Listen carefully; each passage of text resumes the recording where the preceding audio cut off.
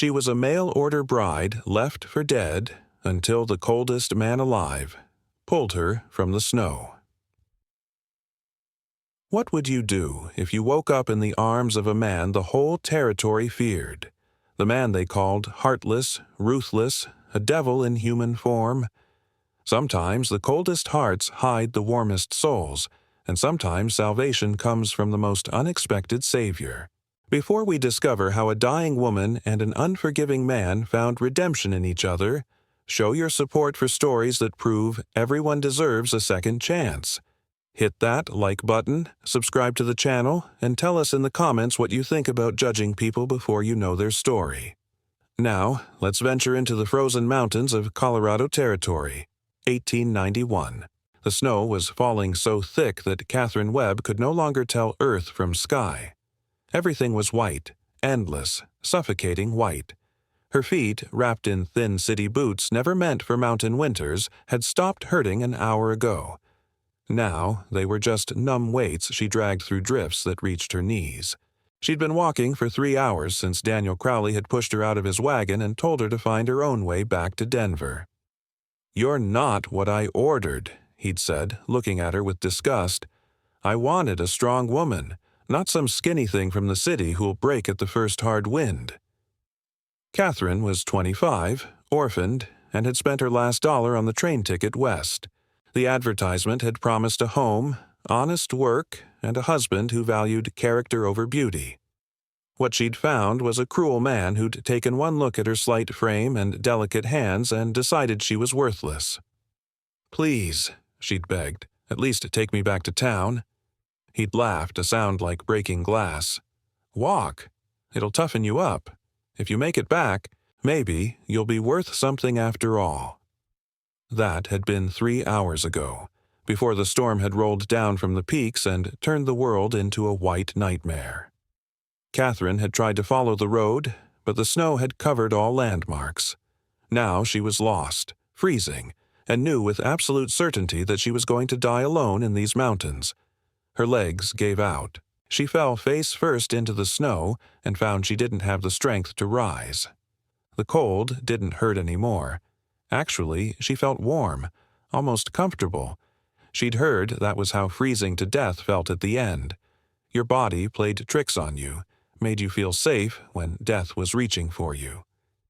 "I'm sorry, Mother," she whispered to the snow. "I tried to make something of myself. I tried." She closed her eyes and waited for the darkness. Instead, she heard a sound. Horses, multiple horses, and the jingle of harness. A voice, deep and commanding, cut through the storm. "Whoa, easy now." Then hands, strong and sure, rolled her onto her back. Through half-frozen lashes, Catherine saw a face. Angular, hard as the mountains themselves, with a jaw like carved granite and eyes the color of winter ice. A scar ran from his left eyebrow to his cheekbone, giving him a dangerous, almost cruel appearance. "Still breathing," the man said, and it wasn't to her. "Barely." "Boss, she's not one of ours," another voice said. "Should we—" "Get the blankets," the man interrupted, his voice allowing no argument. "And heat some water. We're taking her back." Strong arms lifted her as if she weighed nothing. Catherine tried to speak, to thank him, but her lips wouldn't form words. She felt herself being wrapped in thick wool, felt the warmth of a horse's body as she was settled against a solid chest. "Stay awake," the cold voice commanded. "You hear me? Stay awake." But Catherine couldn't obey. The darkness she'd been waiting for finally claimed her, and she fell into it like falling into deep water. She woke to warmth and pain. The warmth came from a blazing fire and heavy quilts. The pain came from her hands and feet as feeling returned to frozen flesh. She cried out, unable to help herself. "Easy." That same commanding voice, closer now. "It'll pass. The pain means you'll keep your fingers and toes."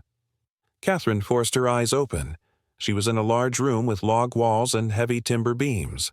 A massive stone fireplace dominated one wall, flames roaring behind an iron grate. She was in a bed, a real bed with a thick mattress and piled blankets. And sitting in a chair beside that bed was the man who'd pulled her from the snow. In firelight, he looked even more forbidding. His face was all hard planes and sharp angles, weathered by sun and wind until it looked like it had been carved from the mountains themselves. His hair was black as a raven's wing, worn longer than was fashionable. That scar across his eyebrow gave him a perpetually dangerous look. He wore dark wool pants and a plain shirt, sleeves rolled up to reveal forearms corded with muscle. But it was his eyes that held her. Pale gray, almost silver, they were the coldest eyes she'd ever seen. Eyes that looked like they'd forgotten how to feel. "Where am I?" Catherine managed, her voice a rasp. "My ranch. 10 miles north of where we found you." He stood, moving to a table where a pitcher and glass sat.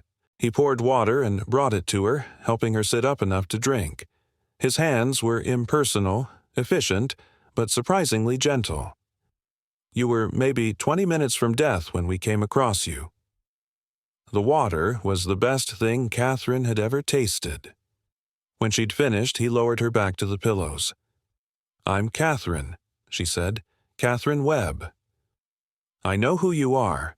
He returned to his chair, those cold eyes studying her. "You're the mail-order bride Daniel Crowley brought in from Denver yesterday. Word travels in these mountains." "He left me on the road," Catherine whispered, shame burning through her. "Said I wasn't what he ordered. Daniel Crowley is a fool and a bastard."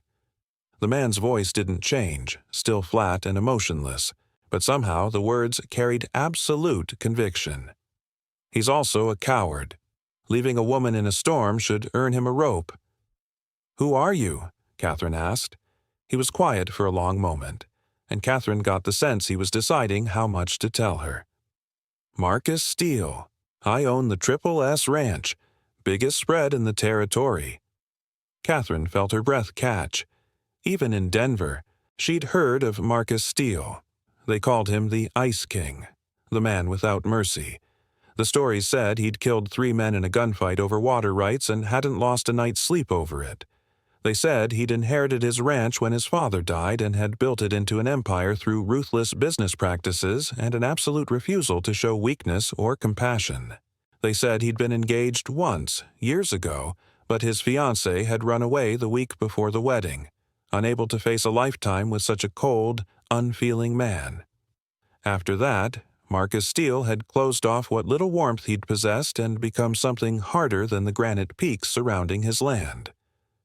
"I've heard of you," Catherine said carefully, his mouth twisted in something that wasn't quite a smile. "I'm sure you have. Nothing good, I'd wager. They say you're the coldest man in Colorado. They say worse than that." He stood abruptly. "You'll stay here until you're well enough to travel. Then I'll arrange passage back to Denver for you. In the meantime, my housekeeper, Mrs. Chen, will see to your needs. Don't expect kindness from me, Miss Webb. I'm not built that way, but you'll be safe, fed, and warm until you're ready to leave." He walked to the door, his movements precise and controlled. "Mr. Steele," Catherine called out. He paused but didn't turn. "Thank you for saving my life. I'd have done the same for any creature dying in the snow." His voice was flat, factual. Don't mistake necessity for compassion. Then he was gone, leaving Catherine alone with her confusion. He'd saved her, brought her to his home, stayed by her bedside. But his words were ice, and his manner suggested he resented having to care for her at all. What kind of man was Marcus Steele? And why did everyone call him heartless when he'd just proven he was capable of mercy? The next 3 days passed in a blur of recovery. Mrs. Chen, a tiny Chinese woman with a gentle manner and iron will, tended Catherine with practiced efficiency. She brought food, changed bandages on Catherine's frost-damaged feet, and asked no questions about how a mail-order bride had ended up half dead on Marcus Steele's land. The room Catherine occupied was clearly a guest room, but it was furnished with surprising comfort. Heavy curtains blocked the cold, thick rugs covered the floor, and the bed was the softest thing Catherine had ever known. Through the window, she could see endless snow-covered mountains and valleys dotted with pine forests. Marcus Steele himself appeared twice a day, morning and evening, to check on her recovery. He never stayed long, never made conversation, just asked clinical questions about her pain levels and whether she needed anything. His manner was that of a man inspecting livestock, not visiting an invalid. But Catherine noticed things. She noticed that the firewood was always replenished before she grew cold, that her water pitcher never sat empty, that Mrs. Chen brought meals suited to an invalid's digestion, meals someone with medical knowledge would prescribe. On the fourth day, Catherine was strong enough to get out of bed and walk around the room. Her feet still hurt, but the pain was manageable. She was standing at the window, watching snow fall over the mountains when Marcus entered without knocking. "You're up," he observed. "Good, that means you're healing." "Thanks to you," Catherine said, turning to face him. He ignored the gratitude. "Can you ride?" Yes, I grew up around horses." "Then in 3 days, weather permitting, I'll have one of my men escort you to Denver. There's a stage that leaves twice weekly. You should be able to get passage east." "East?" Catherine felt something cold settle in her stomach. "Why would I go east?" Marcus looked at her like she was simple. "Because there's nothing for you here.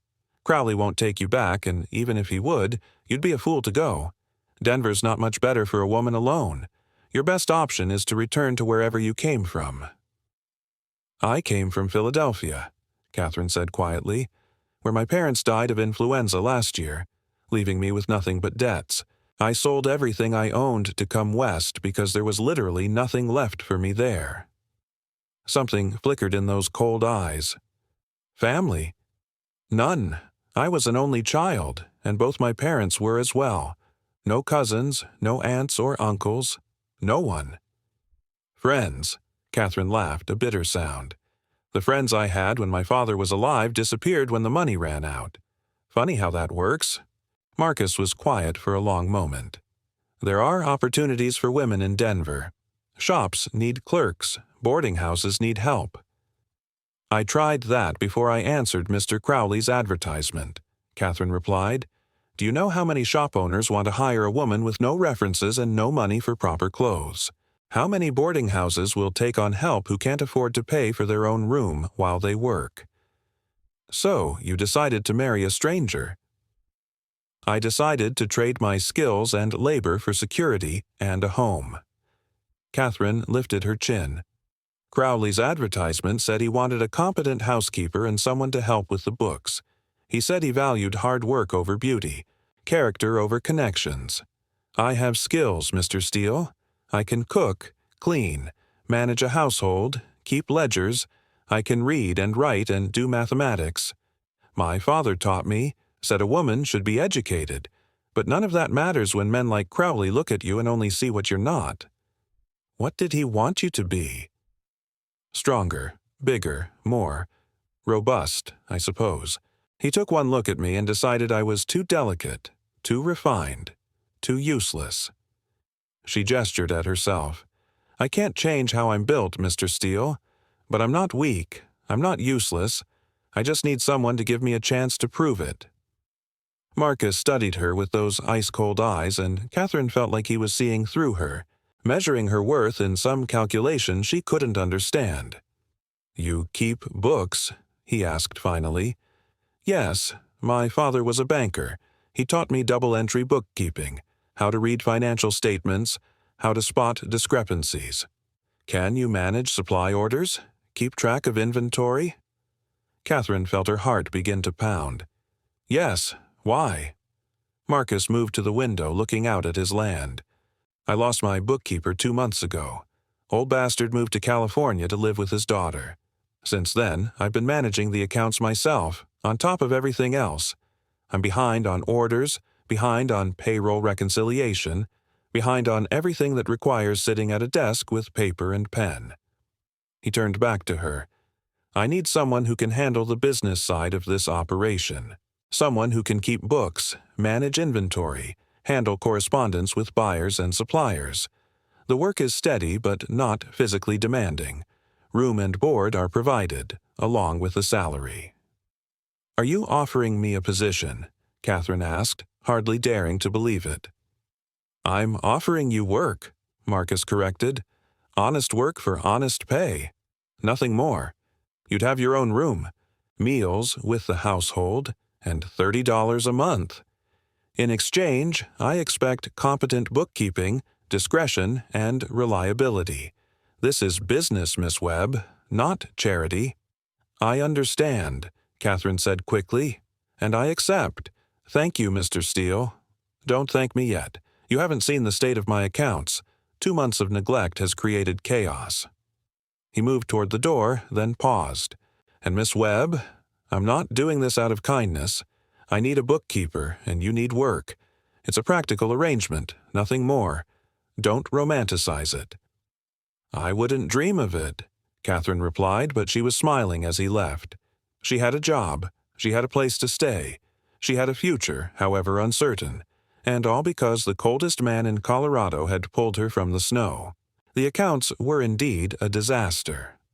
Catherine spent her first week doing nothing but sorting through 2 months of neglected paperwork, organizing receipts, and trying to make sense of Marcus Steele's cryptic notation system. He was clearly intelligent, but his record-keeping was military in its brevity and assumed knowledge that Catherine didn't possess. She worked in a small office off the main house, a room with a desk, a stove, and shelves lined with ledgers. Marcus appeared periodically to answer questions, his responses curt and efficient. He never made small talk, never asked about her comfort or well-being beyond ensuring she had what she needed to work. But Catherine was learning to read him. The way he'd pause in the doorway before entering, giving her notice of his presence. The way he'd set a fresh cup of coffee on her desk without comment when he saw her old cup empty. The way his eyes would scan her work with that same clinical precision he brought to everything, but she'd catch the smallest nod of approval when she'd organized something correctly. Marcus Steele might claim to be heartless, but his actions told a different story. Mrs. Chen was more forthcoming with information. Over lunch in the kitchen, the older woman told Catherine about the ranch. "Mr. Steele's father built this place from nothing," she said, kneading dough for bread. "Tough man, hard man. When he died 10 years ago, Marcus was only 25. Everyone expected the ranch to fail. Young man, no experience, and half the territory wanting to see him broken." "What happened?" Catherine asked. "Marcus became harder than his father ever was. He worked 20-hour days, never showed weakness, never asked for help. He bought out 3 neighboring ranches, secured water rights, built this operation into something that employs 40 men year-round. But the cost—" Mrs. Chen shook her head. "The cost was steep." "His fiancée," Catherine said quietly. Mrs. Chen's eyes widened. "You've heard?" "Some. They say she left him before the wedding." "Victoria Pemberton. Beautiful girl, daughter of a Denver merchant. She and Marcus courted for 2 years. He was different then, softer. He'd smile, laugh even. He loved that girl, truly loved her." Mrs. Chen's expression turned sad. But after his father died, the pressure changed him. He became consumed with proving himself, with showing the territory he was worthy of the Steele name. He neglected Victoria, put the ranch before everything. She tried to understand, but— "She left," Catherine finished. 3 days before the wedding, she ran away with a traveling salesman. Left Marcus a letter saying she couldn't marry a man who'd already married his land, that he had a stone where his heart should be, and she deserved better. "That's cruel," Catherine said. "It broke something in him. After that, he stopped trying to be anything but what everyone expected. If they called him cold, he'd be cold. If they called him heartless, he'd be heartless. He built walls so high that no one could get close enough to hurt him again." Catherine thought about this as she returned to her work. She thought about a young man trying desperately to prove himself, only to lose the woman he loved in the process. She thought about how pain could make people build fortresses around their hearts. That night, a blizzard hit. The wind screamed around the house and snow piled against the windows in drifts. Catherine worked late in her office, trying to reconcile a discrepancy in the feed orders when she heard a commotion outside. She rushed to the window and saw men running toward the barn, lanterns swinging. Flames were visible through the barn's upper window. Fire. In a blizzard, with animals trapped inside. Catherine grabbed her coat and ran outside, following the men. The cold hit her like a fist, but she pushed through the snow toward the chaos. The barn was filled with smoke and panicked animals. Men were leading horses out, their faces covered with wet cloths. Marcus was in the thick of it, his voice cutting through the noise as he directed the evacuation. "The feed storage," someone shouted. "It's spreading." Catherine saw the problem immediately. If the fire reached the stored hay and grain, the whole barn would go up. The animals would die, and months of stored food would be lost. Without thinking, she grabbed a bucket and joined the line of men passing water from the pump. Her hands burned with cold, her lungs ached from smoke, but she kept going. Bucket after bucket, arm to arm, a human chain fighting the flames. It took 2 hours to contain the fire. When it was finally out, the barn was damaged but salvageable, and all the animals had been rescued. The men stood in the snow, exhausted and smoke-stained, surveying the damage. Marcus found Catherine among them, her dress soaked, her face smudged with soot. "What the hell were you doing out here?" he demanded, and for the first time, she heard something other than ice in his voice. She heard anger, yes, but also something that might have been fear. "Helping," she said simply. "You could have been killed. You should have stayed in the house where it was safe." "The same could be said for you," Catherine replied. "But you didn't stay safe. You went into that barn and saved your animals because it needed to be done. That's my job. Those are my animals, my responsibility." "And this is my home now," Catherine said firmly. "At least for as long as I work here. That makes it my responsibility, too." They stood in the falling snow, staring at each other. Marcus's expression was unreadable, but something was shifting behind those cold eyes, some ice beginning to crack. "You're a damn fool," he said finally, but his voice had lost its edge. "Then I'm in good company," Catherine replied. The corner of his mouth twitched. It wasn't a smile, not quite, but it was the closest thing to one Catherine had seen on his face. "Get inside," he ordered. "Mrs. Chen will have hot water for washing. And Miss Webb?" He paused. "Thank you." The words were stiff, as if he wasn't used to saying them. But they were genuine, and Catherine felt warmth that had nothing to do with the fire spread through her chest. Maybe Marcus Steele wasn't as cold as everyone thought. Maybe he just needed someone to see past the ice to what lay beneath. Winter deepened, and Catherine settled into life at the S Ranch. She rose early, worked through the accounts, and slowly brought order to the chaos of Marcus's business records. In the evenings, she'd have dinner with Marcus and Mrs. Chen, and gradually Marcus began to speak more than single syllables. He told her about the ranch, about the challenges of managing cattle through brutal winters, about his plans to expand into horse breeding. He asked her opinion on business matters and actually listened when she suggested improvements to his filing system or ways to negotiate better terms with suppliers. He never spoke about personal matters, never mentioned his past or his feelings. But Catherine was learning to read the man beneath the ice, the way he'd check on injured animals personally, ensuring they received proper care, the way he paid his men fair wages and covered their doctor bills when they were hurt, the way he'd quietly sent money to a widow in town whose husband had died in a mining accident. Marcus Steele had a reputation for being heartless, but his actions told a different story. He just didn't advertise his kindness or expect gratitude for it. One evening, 2 months after Catherine's arrival, they were in the study reviewing contracts when Marcus suddenly spoke. "Why did you run into that barn?" Catherine looked up from the papers. "What?" "The night of the fire. You could have been hurt. You're not obligated to risk yourself for my property. So why did you do it?" Catherine set down her pen, considering her answer. Because I understand what it is to lose everything. I know what it feels like to have nothing, to be nothing. When you saved me from the snow, you gave me more than my life back. You gave me purpose, dignity, a place to belong. That barn fire threatened everything you've built. How could I not help defend it? Marcus was quiet for a long moment. You could have died in Philadelphia, and I never would have known you existed. The world would have kept turning. Yes, Catherine agreed, just as it would have kept turning if you'd left me in the snow. But you didn't.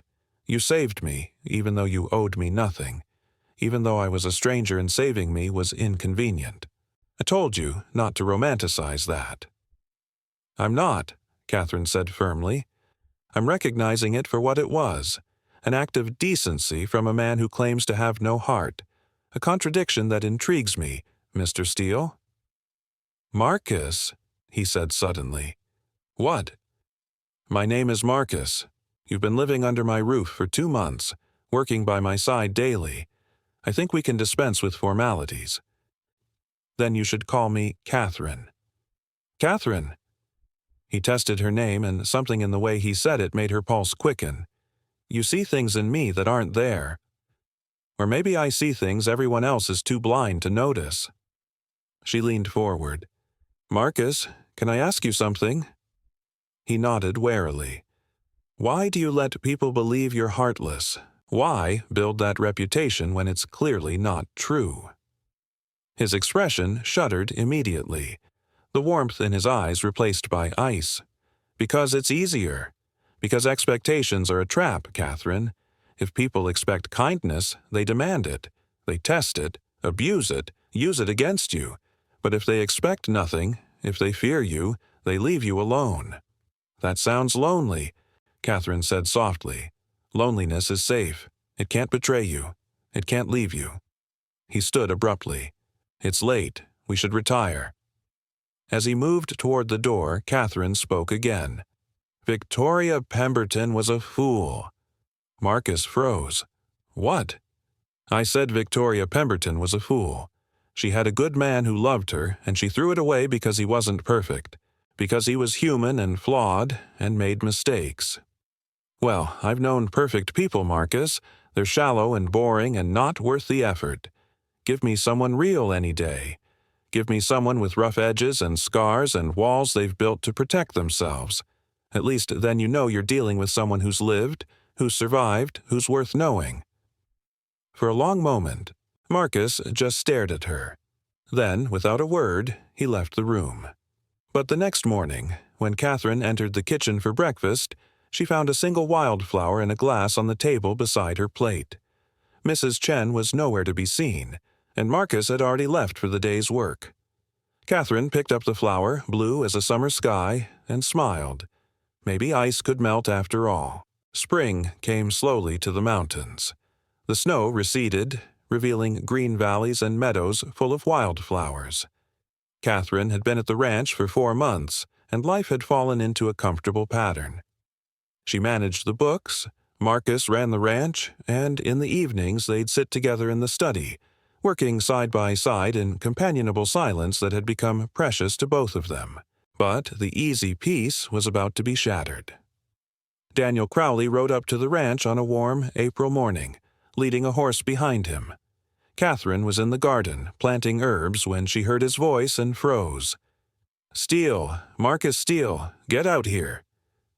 Marcus emerged from the barn, his expression hardening when he saw who'd come calling. Catherine stayed in the garden, hidden by the corner of the house, but she could hear everything. Crowley, what do you want? I want what's mine, Crowley snarled. That woman you're harboring, Catherine Webb. She's my mail-order bride, legally contracted, and I've come to collect her. You left her to die in a snowstorm, Marcus said, his voice dangerously quiet. You forfeited any claim you had. I changed my mind. I paid for her passage, paid the agency fee. She's my property until I say otherwise. She's not property, you ignorant bastard. She's a human being, and she's under my protection now. Your protection? Crowley laughed nastily. That's rich. Everyone knows you don't give a damn about anyone but yourself. What's she to you, Steele? Your bookkeeper? Or have you found another use for her? The implication was clear and disgusting. Catherine heard Marcus's sharp intake of breath. Choose your next words carefully, Crowley. They might be your last. I want her back. Now. Or I'll take this to the territorial judge. I've got legal contracts that say she owes me. I'll buy out your contract. Marcus interrupted. Whatever you paid, I'll double it. Catherine's heart stopped. He was bargaining for her, like she was something to be bought and sold. Triple it, Crowley said smugly, and I want it in cash, today. Done. Get off my land and send me the paperwork. You'll have your money when I have proof the contract is dissolved. I want to see her first, Crowley insisted. Make sure she's still in one piece. Make sure you haven't damaged my... The sound of a fist hitting flesh was loud in the quiet morning. Catherine heard Crowley hit the ground with a grunt. She was never yours, Marcus said, his voice like winter itself. And if you ever come near her again, if you even speak her name, I'll kill you. That's not a threat, Crowley. It's a promise. Now get the hell off my land. Catherine heard Crowley scramble onto his horse and ride off. She stayed hidden in the garden until she was sure he was gone, then slowly walked around to the front of the house. Marcus was standing where she'd heard him, rubbing his knuckles. He looked up as she approached, his expression carefully blank. You heard, he said. It wasn't a question. I heard you buy out my contract, Catherine replied, like I was a horse or a piece of furniture. It's not like that. Then what is it like, Marcus? She was surprised by the anger in her own voice. You're paying money so that Crowley will leave me alone. That sounds like buying to me. I'm protecting you, Marcus said firmly. Crowley had legal papers. If I hadn't bought him out, he could have forced you back through the courts. This way, you're free of him permanently. At what cost? Now I owe you instead of owing him. You don't owe me anything, Catherine. The money means nothing to me. Your freedom does. Catherine felt tears sting her eyes. Why? Why do you care what happens to me? Marcus stared at her, and for once the ice in his eyes had completely melted. What she saw there made her breath catch. Warmth. Longing. Something deeper and more dangerous than either. Because I'm a selfish bastard, he said roughly. Because in 4 months you've become essential to me, and I can't imagine this place without you in it. Because when I think about Crowley taking you away, I want to burn the world down. Because you make me feel things I swore I'd never feel again, and it terrifies me. Marcus, I love you, Catherine. The words came out harsh, almost angry. God help me. I've fallen in love with you, and I know I have no right. I know you deserve better than a cold bastard like me. I know I should let you go and find someone who can give you warmth and kindness and all the things I don't know how to give. But I can't. I'm too selfish, too broken, too damn stubborn to let you go. Catherine crossed the distance between them in 3 steps and grabbed his face in both hands. You absolute fool. You beautiful, infuriating fool. Then she kissed him. Marcus went rigid with shock. Then his arms came around her, pulling her close. The kiss was everything Catherine had imagined and nothing she'd expected. Fierce and gentle, desperate and tender, full of months of longing and walls finally crumbling. When they finally broke apart, both breathing hard, Catherine kept her hands on his face. I fell in love with you weeks ago, she said. The man who claims to be heartless but carries injured animals. The man who pretends not to care but pays widows' debts and checks on me when he thinks I'm not looking. The man who saved my life and then gave me a reason to live it. I'm not good at this, Marcus warned. At feelings, at softness. I'll disappoint you. Everyone disappoints everyone eventually, Catherine replied. That's part of being human. But you, Marcus Steele, are worth the risk. All of you. The ice and the fire, the walls and the warmth underneath. I love all of it. He rested his forehead against hers. "I paid for you," he said quietly. "I know how that looks, how it feels, but Catherine, I need you to know, you're not bought, you're not owned. You're free to leave, free to stay, free to choose your own path. If you choose me, it has to be because you want to, not because you feel obligated." "I choose you," Catherine said firmly, "not because I owe you, not because I need security, but because I love you, and I want to build a life with you. A real life, Marcus, not a business arrangement." "A life," he repeated, testing the words. Then he smiled, really smiled, and Catherine saw the man he'd been before the world had hardened him. I'd like that very much." They were married a month later, on a perfect May morning with wildflowers blooming across the valley. The whole territory came, curious to see the Ice King finally thaw. Marcus stood at the altar in his best suit, and when Catherine walked down the aisle in a simple white dress, his eyes were so full of love that even the coldest skeptic couldn't deny it. "Who gives this woman?" the minister asked. Mrs. Chen stepped forward.